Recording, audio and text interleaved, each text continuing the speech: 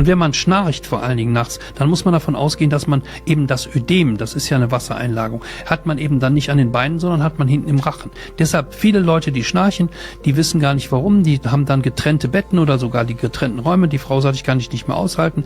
Ja, der Mann hat vielleicht eine Unterfunktion. Dann muss man eben halt mal prüfen, was hat der für ein TSH-Wert, da muss man Temperatur messen und wie schnell kommt man da drauf. Da können wir über Schnarchen, könnten wir mal hier nochmal eine ganze Fragerunde machen, aber erstmal Temperatur messen und dann sieht man, die sind auch oft müde, die können sich nicht konzentrieren, die haben oft Haarausfall und so weiter, weil eben die Schilddrüse nicht arbeitet.